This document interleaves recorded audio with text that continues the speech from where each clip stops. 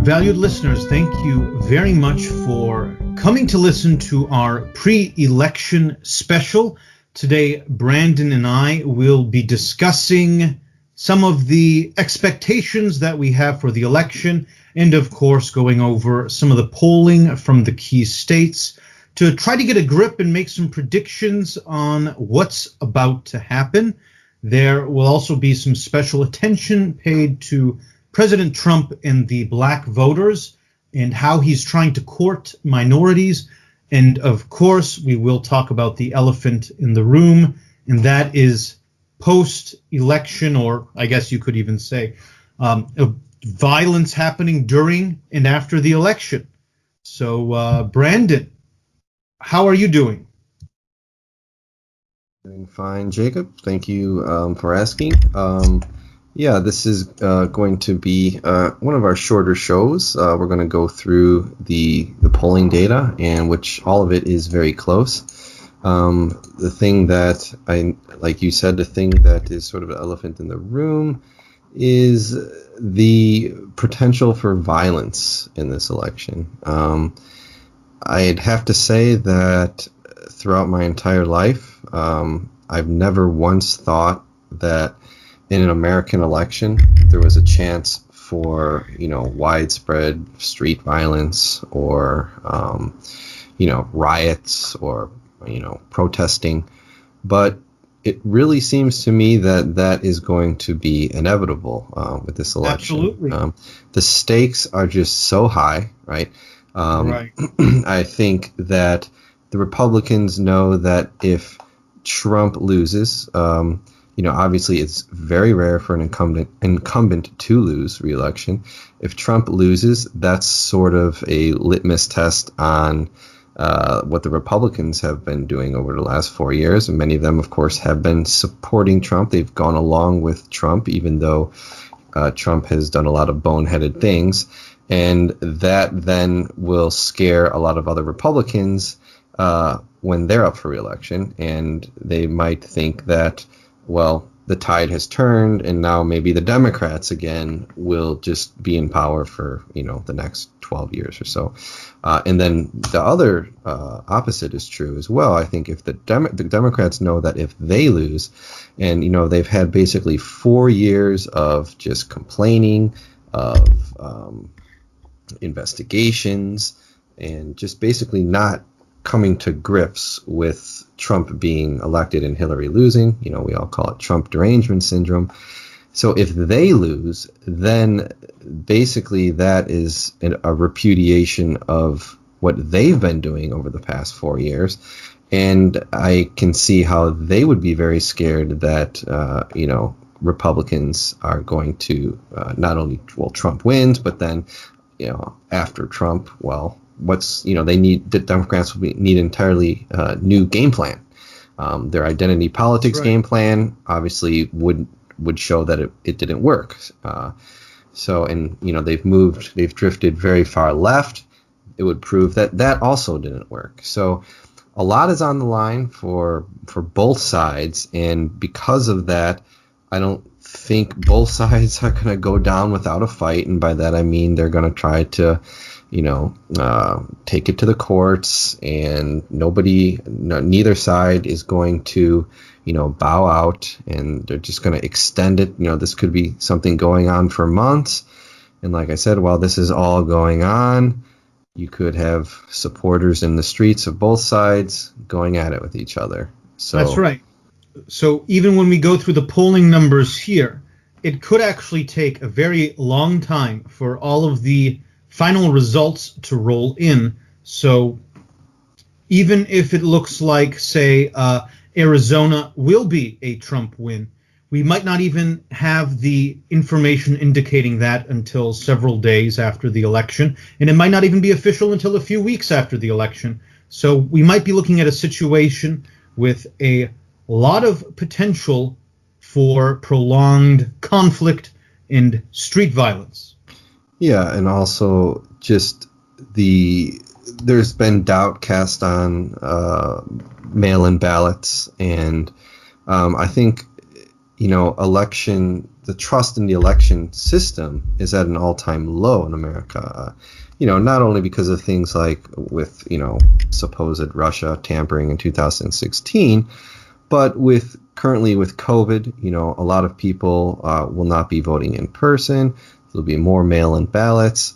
The post office just, quite frankly, isn't up for the task, it seems, which I think it's all going to put a lot of doubt in people's minds, right? The longer, like as you said, even a simple state like Arizona, which typically, goes, Republican, they might not finalize the numbers until a week later. And then, that in between time, there's always, chance for corruption to happen, for, ballots to disappear, and so on and so forth. So the longer it goes on, the longer I think people will doubt the process, and they might lose faith in the fact that this is even a fair election. That's exactly right. And we got to be honest here. This is something that we've even been dealing with in America since the 90s. There used to be all these, I thought they were funny. There was these funny conspiracy theories about who owns the voting machines. And, when you cast your vote via a machine, will it just automatically tally it for the other candidate? What was the company? Was it Bechtel or something? Or I forget. But there's always been conspiracies about stealing the election. And now because of the coronavirus and all the mail-in voting, we will really have some pretty fertile ground for all of these conspiracies, don't you think? Yeah, well, I'm from the Chicago area, and the joke that's been long running in that area has been that, dead people vote for the Democrats in Chicago elections, which has been proven to be true. Now, at what scale, we don't know, but I recently read an article that apparently in Florida, Democrats were caught trying to put dead people on the voter rolls. So we know that kind of stuff is still happening. And then on top of that, there's always the illegal immigrant voting issue, where it seems to pop up, of course, every election cycle, where illegal immigrants are somehow casting ballots, which obviously is against the law. But, the American election system is outdated. It's a mix of mail-in ballots, paper ballots, electronic ballots. It's a huge country, 350 million people. And, with all of this uncertainty, and you mix COVID in there, it's just ripe for disaster. There's no other way to put it. So before we continue with some of those ideas, how about we go over some of these numbers? And we're just going to be mostly looking at individual states. But we can say nationwide, Rasmussen is saying 48% Biden, 47% Trump. But ultimately, this number, we have learned, just isn't that relevant, because it's going to come down to key battleground states that are maybe going to do some unexpected things. So looking at some of these numbers from Rasmussen, who I believe will be more accurate because they are counting likely voters. We've got Rasmussen saying that Arizona is looking like 48% Trump, 45% Biden. No surprises there, right? No, I think that is how it's going to go as well. I don't see Arizona flipping. I think the other states that we're going to get to that possibly could flip, like Florida or Pennsylvania, are closer. Speaking of Florida, though, we do have Rasmussen giving a pretty confident lead to Trump. with a 49% to 46%. So what do you think about that? Yeah, I still think Trump's going to win it, but I do feel that Florida is one of the states that has a chance to flip. I ran one of those presidential simulations on 270 to win, and they do have Florida going to Biden. I think Florida has a lot of, obviously Florida has a lot of older voters. And I think one of the things that might hurt Trump this year is that, COVID and the danger to especially, senior citizens who aren't good with technology and that sort of thing. Typically, they do go in person to vote. I think, maybe enough of them will stay home because of the dangers of COVID, and, Florida could flip blue. What do you think about that? I think it's unlikely. I saw some people saying the Latino vote seems to be more Republican this year than it was even in 2016. But, I don't have that information right in front of me, regrettably. But I'm pretty confident that Florida will hold strong to Trump. So, moving along to North Carolina, it was 48 to 47% for Trump, but now the lead has increased a little bit according to Rasmussen, and we're looking at a 48 to 46% victory for Trump. Any thoughts there? Yeah. So the margin of error, I believe, is like 3.5% or something. This. So, it's just so close. We're talking about 1% here. I would like to say that Trump is going to hold in North Carolina, but yeah, it's, we're talking 1% with a larger than 1% margin of error. So it's going to be too close to call. Just another one of those states. It's going to come down to the wire. Right. One of the really interesting states is actually Ohio, because we see such divergent numbers. We have seen Rasmussen giving 50% of the vote to Biden. 48% of the vote to Biden and 46% of the vote to Trump, which is not a huge lead for Biden. And then we see another pollster in Ohio who uses a very similar likely voter method, Trafalgar Group, which is saying that Trump has a 48% versus 44% chance at victory. And kind of interesting is also you see even 270 to win, which is giving Florida to Biden. It is giving Ohio to Trump, and it does seem to be the case that many of the pollsters, besides Rasmussen, are giving it to Trump. What do you think about that? Yeah, if you look at the 270 to win site, if you look at the most recent poll, so Rasmussen, you said, is 48% for Biden. But there are five of the most recent polls starting from October 20th up to October 29th. And out of the five, three of them, one from Gravis Marketing has Trump at 49%, Morning Consult has Trump at 49%, and Fox News has Trump at 48%.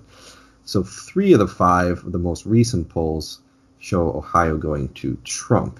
And then out of all the polls that are listed here, which is 10 polls, 6 of them go to Trump. So all those polls were done since October 5th up to October 29th. So, although Rasmussen, which we've been using, does give it to Biden, it's clearly a toss-up here again, and it's just going to be too close to call. I fully agree with that. Ohio, I think, is one of these really super important states here. It's got so many electoral votes that we're really going to have to pay close attention to it on election day. That's for sure. Another one of those states that we really will have to look at closely is, of course, Pennsylvania, which Rasmussen had at 50% Biden, 45% Trump. Now, what are you thinking about Pennsylvania? Yeah, that actually surprised me, like a 5% difference there. Um, I'm not really sure, I'm not from Pennsylvania and I don't really know exactly what's going on at the moment there. I guess it might have something to do, of course, with the economy and COVID, but a 5% lead for Biden to me seems quite high. I just don't see how that Right. holds. Do you have any other polling data for Pennsylvania from other some different polls? Yes. So, New York Times puts it at 49, 43%. That's from November 1st. ABC has 51 to 44. And Uh, Quinnipiac has it at 51 to 44 as well. We're seeing a really substantial divide here, but Trafalgar has it 48-48 on the 27th of October. And Insider Advantage, when the poll includes third parties, actually has Trump in the lead, and that's from the 26th of October. So there is some dissenting opinion here, that's for sure. What do you think the reason for what seems to be Pennsylvania going easily to Biden would be? Any ideas on that? It honestly doesn't make that much sense to me because I've always thought of, I'm not a Pennsylvanian, right? I've always thought of Pennsylvania having a very significant amount of people, relatively speaking, who vote from a very suburban and rural perspective. So there's always been a competitive Republican spirit there, as well as, it's a state of blue-collar Democrats, right? Yeah, and looking at, let's see, looking at the data from 2016, I think Trump won by like 2 or 3% in Right. Pennsylvania. I mean, it was close, but just to have that big of a swing, I mean, you rarely ever see that in like, we're talking about like a 12% swing from 2016. And, that to me is very surprising. I just don't know if we can trust those Pennsylvania numbers. They just don't seem to add up to me.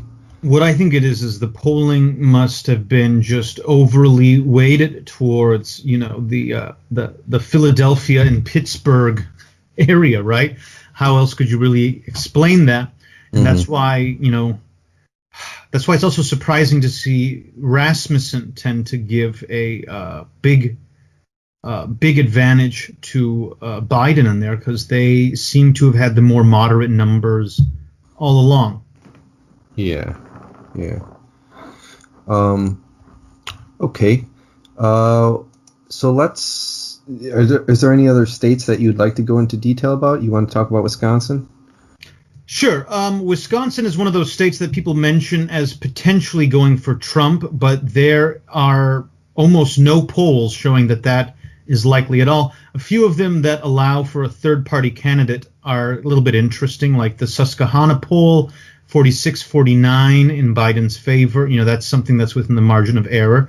But, you're also seeing really interesting numbers as well, where including third parties, you've got ABC News saying it's 57-40% in favor of Biden, which also seems absurd. Yeah. All the polls have Biden winning handily in Wisconsin, and that I think I could agree with a bit more than the polls in Pennsylvania.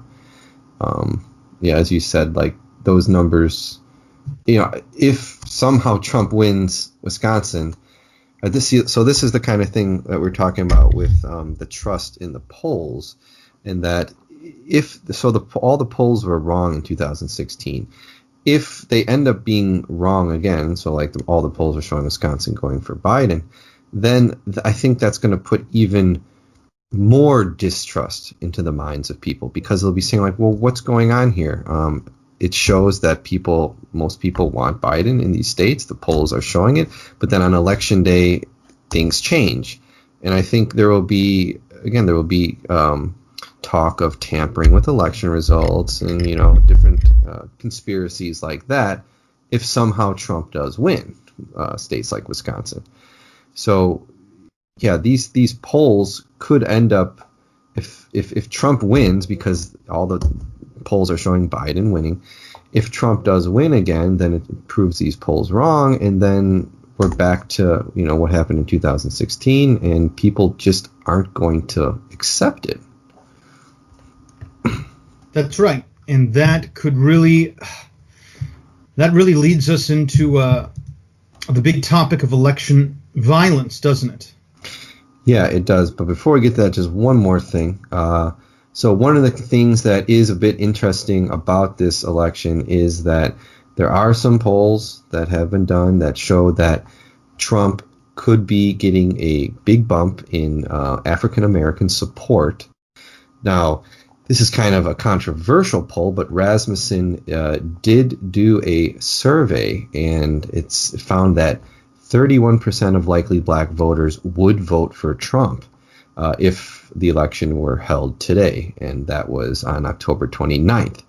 Now, that, of course, is astonishing because Trump only got 8% of the black vote in 2016, so we're talking a huge leap. Now, we do know that Trump has made some initiatives to help African Americans, and it does seem like support for Trump in the black community is going slightly up. But if a number like 31% holds, then Trump's going to run away with this election, quite frankly. But I don't know how much we can trust that survey, and that survey did have a lot of skepticism. But even if Trump goes up from, let's say, 8% to 10%, that also, that's important in key swing states. So I think this is really something to keep an eye on. And I think if Trump does end up winning, I think it might be on the back of increased African-American and, like you said earlier, Hispanic support.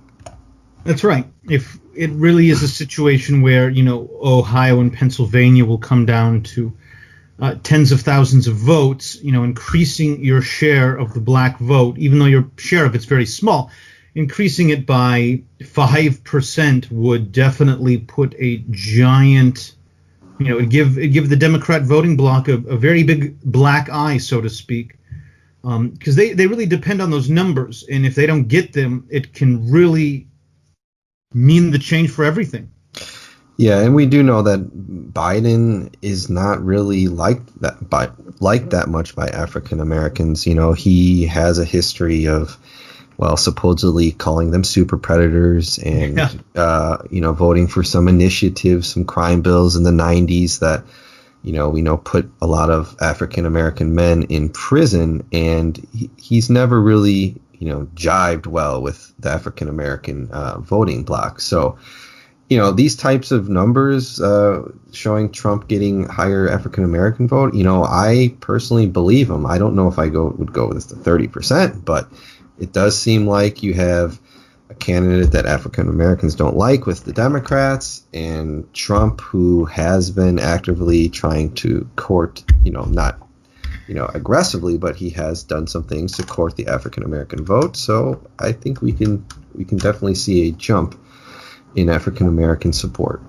And let's not forget Kanye West, who, if in these states, just garners tens of thousands of votes from the African American base, and even just other potentially left-leaning voters, that could also be a major contributing factor to a Trump victory.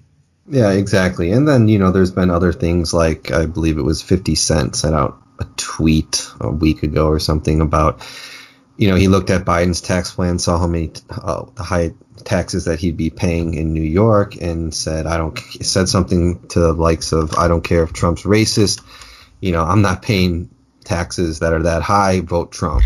Right. So we've had these, black voices that, get a lot of attention in the media, and they've, in one way or another, voiced support for Trump, and that kind of thing really hasn't happened much for Republicans, right, over the last 3 decades. So it is something to keep an eye on. That's right. And this could be something that would also be the future strategy of other Republicans. Because if Trump can significantly chip away at the support base that minorities give to Democrats, then other Republicans will definitely want to get on board with that. And honestly, this might be the future of the Republicans, whether or not they like it. Because by 2030 or 2035, we could be looking at a scenario where Texas is now a purple or outright blue state, at which point, the Republicans will basically just be a party that lives by sucking away what they can from the Democrat vote and not much else. That would be probably another podcast, though. But, what do you think about that? Yeah, just due to demographics, of course, Republicans need to start courting, well, obviously African Americans, but Hispanics are even probably more important. And with Trump's numbers before COVID, obviously Trump's unemployment numbers with African Americans that seemed to resonate, I think, with the African American community. Things like that, and some initiatives Trump has launched, could chip away those, voters into the Republican camp. But yeah, eventually Republicans do need to take a strategy to start courting minority voters more. I think everybody realizes that as the demographic shift continues.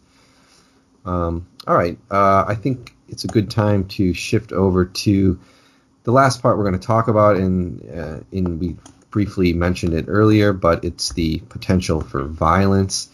There is an article on NPR that was written on October 29th, and just to quote from it, it says, "Experts in global conflict warn that this is a toxic brew and that conditions are ripe for conflict and maybe even violence in the U.S. There's a good chance that no clear winner will emerge on election night, and experts are concerned about what will happen after that, especially if protesters and counter-protesters collide in the streets. No matter what way the election goes, there's going to be people dissatisfied with the result, and the possibility for unrest is quite strong." This is a quote by a guy named Michael Lackamar, who is actually a leader of a militia in Michigan. Lackamar goes on to say that members of his group are preparing to protect their communities if there's rioting or violent unrest, like that happened in Seattle and in Portland, Oregon. So you do have, this mix in America of guns, of a president that is very, controversial. A lot of people really hate him. A lot of people really like him. And then you have, tensions high because of COVID. You have, reports of election meddling by Russians and Chinese and Iran. So you got all this going on, and, all of it's sort of creating this toxic brew, as the article states. Thoughts on that, Verv? It's interesting to see a militia leader say something that it just sounded like it was regular analysis from a pundit of some sort. He seems pretty level-headed for a guy who totes guns, but, in my experience, that tends to be the rule more than the exception. So it's definitely interesting to see that there are people on the right wing who are members of militias who are already talking about the potential to get ready. I mean, it's not surprising, but it certainly is interesting to think that this could be, this is the first year in my adult life where I'm really thinking that it's not a question of if there will be election violence. It's a question of how much will there be. Yeah, I think one of the things that makes it so much more of a potential for violence is the fact that we've seen, leading up to the election with some African Americans who've been shot by police. We've seen the protests, and in places like Portland and other cities in like LA, the police have stood down, right? And they have allowed this rioting and this protesting to continue. So if they do the same sort of thing for election protests, then the violence is just inevitable, right? We've already seen it, and this is going to be even more violent, in my opinion, because there's going to be two sides, right? There's going to be two sides. It's going to be the people, who support, Trump, and the people who do not support him, and they are going to, like it says there, meet in the streets, and I don't think they're going to be peacefully talking to each other, right? So Sure. In these select cities around the U.S. where the police have proven that they are not going to step in, I think there's going to be violence in those cities. Sure. And kind of what you touched on earlier, I think with the George Floyd protests, you saw something where potentially there's a lot of people who really are on the opposite side of Antifa and the far left who went on the streets to protest, but a lot of them just didn't feel that passionate. And we all have this sort of thing like, okay, so I don't agree with you on the George Floyd issue, but if you want to go on the street and protest about it, it's your right. But when we introduce it where everyone's voted, everyone's had a chance to vote, and it's now just about the election itself and not about some separate issue, everyone's going to have a reason to be in the streets. So I think you're actually going to see a lot more people on the right who will be a lot more comfortable getting involved. And after watching BLM and Antifa riot all summer, you're going to have some people showing up with a few bones to pick about it. What do you think? Yeah, we saw what happened with Kyle Rittenhouse, and, he came prepared, right? And people are going to be coming prepared, and by that I mean with weapons, guns. These protests, if they do happen, like we're saying, we think they will, people are going to bring weapons to them because they know from past events that, fighting has broken out, shootings have broken out, people have been killed. So if you're going to go out in the streets to protest and you don't have a weapon, in my opinion, you're actually pretty stupid. Yeah. So, because, literally, they're coming armed. You see some of the background images of all of the different people at the Rittenhouse incident, that there are people who, were not shot and are just in the background and are clearly armed. One of the guys who got his arm partly blown off even said that his regret was not executing Kyle Rittenhouse, right? He was an armed guy. There's no shortage of guns when Antifa and BLM go in. So it's always really rich when the media paints the picture that it's just the militiamen to worry about. But in reality, let's be fair to people on both sides. Showing up at potentially violent, riotous protests during the election season, you are going to want to be packing. Yep, that's for sure.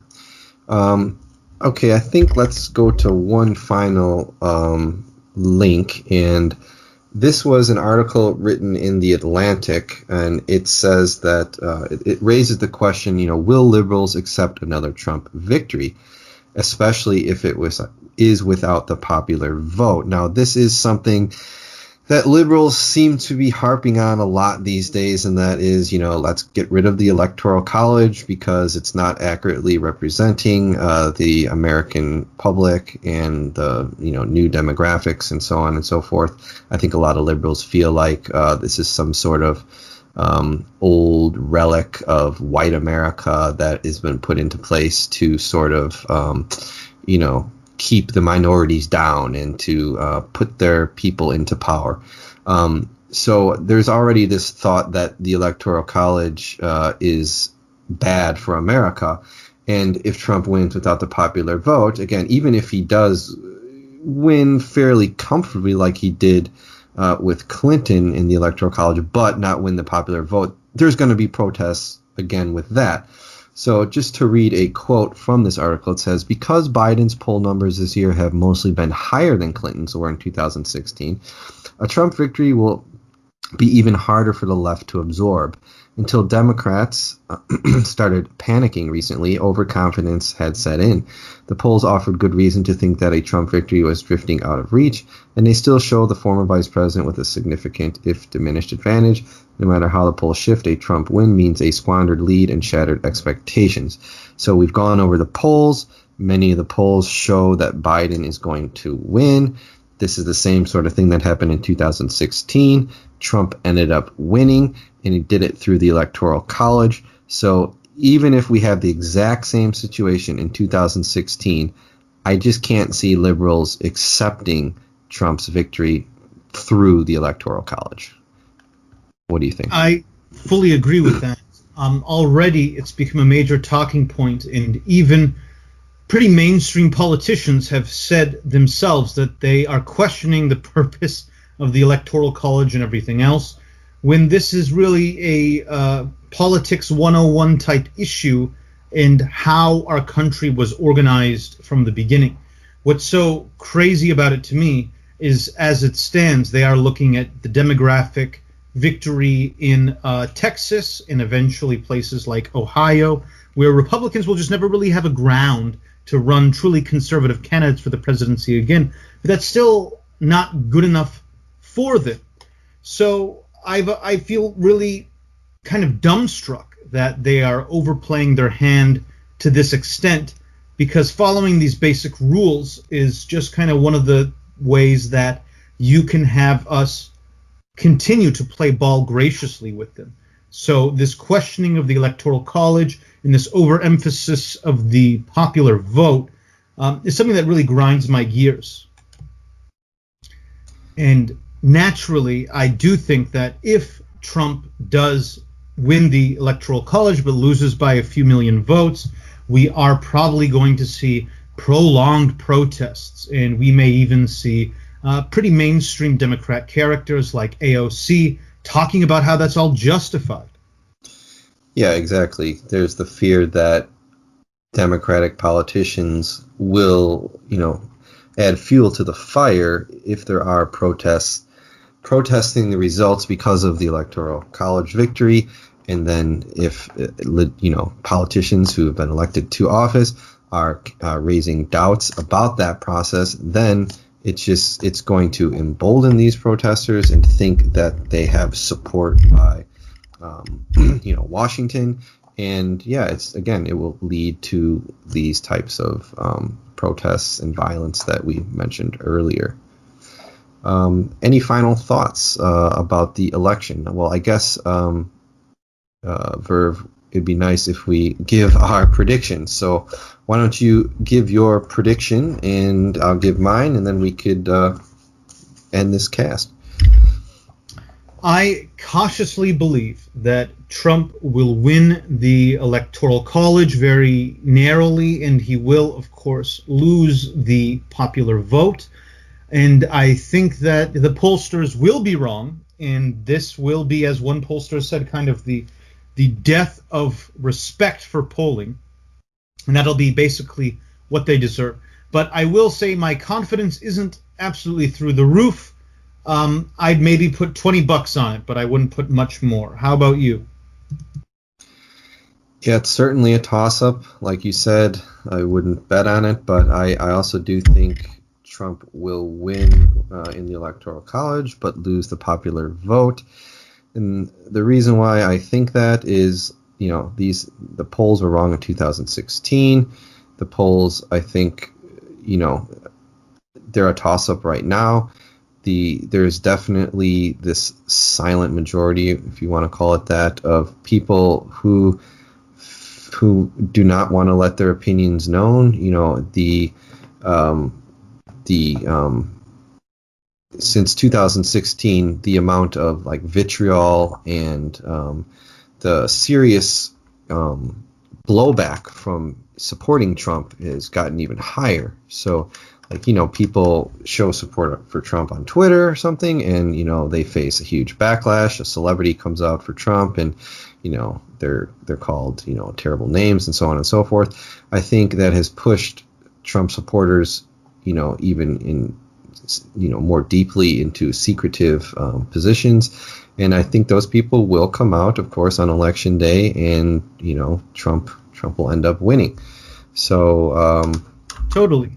Yeah, so I think that's what's going to happen, but like I said before, I do think there's going to be violence involved, unfortunately. And what happens, Right. after the election results is probably going to be the more interesting thing about this election cycle. I have one parting thought that maybe you can comment on, and that is, I think even if Biden wins, we will only see the Hunter Biden scandal become actually something everyone will have to talk about then, because we'll be dealing with a president, an elected president that does have a weak link, and we could look into the Democrats now looking at a massive collusion scandal. Of course, maybe the media won't power it that much, but it will definitely be his quote-unquote Benghazi, so to speak, going forward. Any thoughts on that? Well, certainly, it could be payback for the Republicans for the Russia investigations. We might end up with years of investigations in Biden's first term, and there's other questions about Biden as well. Is the guy even fit to be president for 4 years? That's a whole nother show, but we could have Kamala Harris presidency in a couple years, Right. given Joe Biden's mental state. Right. Yeah, I certainly agree that there's going to be investigations, and that seems to be perfectly okay now, since the precedent was set with the Democrats. I think the Republicans are going to go at Biden, too, for this Hunter Biden scandal. Right. And regardless, we will have an interesting new 4-year era ahead of us. So I look forward for more Paleoconnection podcasts, whether they are about Trump or Biden and Harris. Yep, I do as well. No matter who wins, it's going to be interesting next 4 years. Just the way the state of the world is with COVID and so on and so forth. So with that being said, I think we will end today's show. Thank you for listening, and we'll see you next episode.